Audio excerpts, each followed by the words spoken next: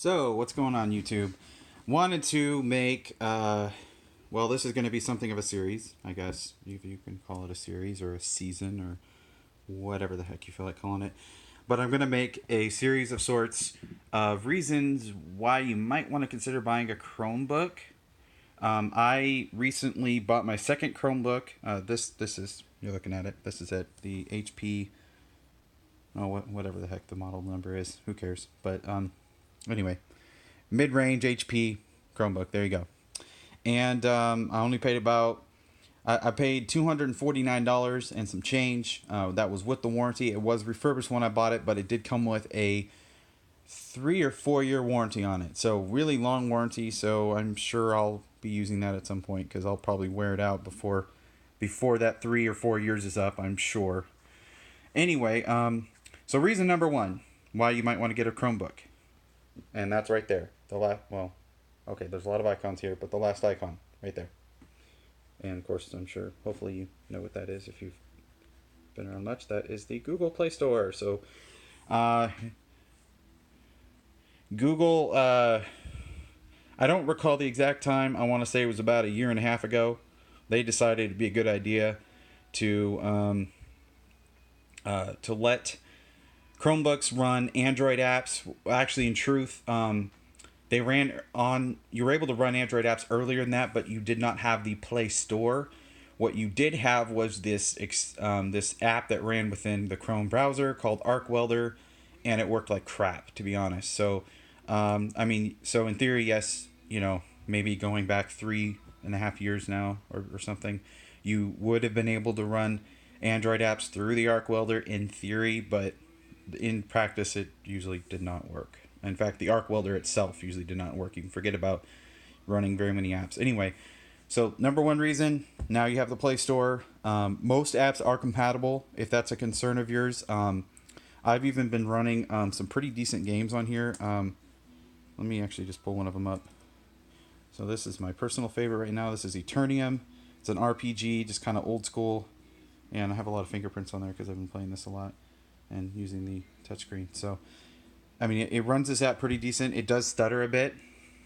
It runs into a little bit of lag sometimes, but minimal.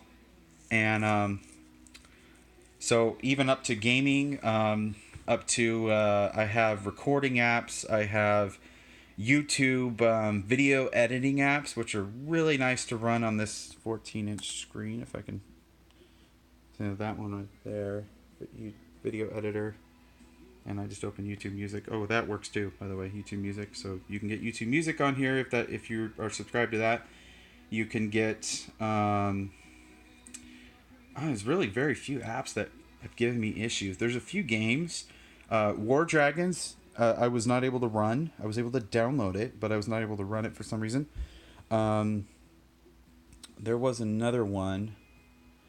Anyway, every once in a while you will run into an app that you are not able to even download. So you will pull up the app, and in place of the just a moment, let me just kind of see if I can show you what this looks like.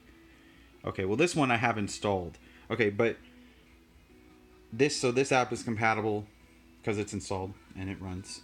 But if you run into an app, every once in a while you will see an app, and in place of an install option, you will see a little message that says this app is not compatible with your device. But to be honest, in my experience, now the apps that I use, you run into it very seldom. And so the majority of the apps will run, and that gives you a lot of usefulness. For instance, this app right here, Novelist. I'm working on writing a book. And the really great thing is I have this app installed, obviously, on my Chromebook, but I also have it installed on my Android phone. I have a Pixel 2, Google Pixel 2, and I have it installed on my phone. So notes that I make and things that content that I create and write on this app that is installed on the Chromebook, I can, edit it and tweak it and do what I need to do with it on the go with my phone, because they will both sync with my Google Drive account. So extremely useful. I also have this app. Let's see. I can't show you the app on my phone because I'm shooting this video with my phone, but it is installed. Just, I guess you'll have to take my word for that. But this right here is Journey. This is a journal app. One second. Journal app. So pretty simple. You push the plus button, you take a journal entry. So the cool thing is, I have a full keyboard and a 14-inch screen to view these journal entries with. But again, same app is also on my phone. So I create a note, and then that note will virtually instantly be available to, read, tweak, whatever on my phone. Extremely useful, and that is probably the number one reason, at least in my mind, the number one reason to have a Chromebook, especially if you are an Android user, because again, Android apps, but then said apps will sync with your Android device. Oh, even like things like this. So you have Google Task or Todoist. I also have on here Evernote, whatever to do scheduling type app you're using. So um, again, I can type the note, I can type the to do, type the schedule on here. I have the keyboard, full keyboard, which is much easier to do than on a phone. But then those notes and everything I just created is going to be available on my phone, because all these same apps are on my phone. So you have to make sure you install the same app and sync to the same account. If you are like me and you're monitoring like 5 Gmail accounts, you have to make sure that on both devices you sync it with the same account. But assuming you do all that and you do it correctly, it's gonna cross sync it, and it's it's almost always instant or very very close to instant. So that's my bit there. Um, and that again, number one reason to buy a Chromebook. Oh, and they're cheap. Okay, so I'm gonna slip this in here. Number two reason, they're cheap. This thing was $250 freaking dollars. Okay, it's 14 inches, full HD screen. The speakers there actually sound reasonably decent. They get pretty loud. I'm not gonna play anything right now because it's probably just gonna sound like crap with the audio on my phone. I don't have an external mic just yet, so. But basically, you'll have to take my word for it. This sounds pretty decent, and pretty decent keyboard. A little clickety clackety, a little bit too much noise, I think, but that's me personally. But overall, good. The trackpad actually is very good. Works very well, and it is a touchscreen as well. And webcam kind of sucks, but I never use a webcam because I have my phone. So, the webcam is kind of not really useful because it is very very low quality. But other than that, a solid setup, $250, and there's other ones like it you can get, smaller, larger, touchscreen, no touchscreen, whatever your preference is, but they're all gonna run significantly less expensive even than Windows, really.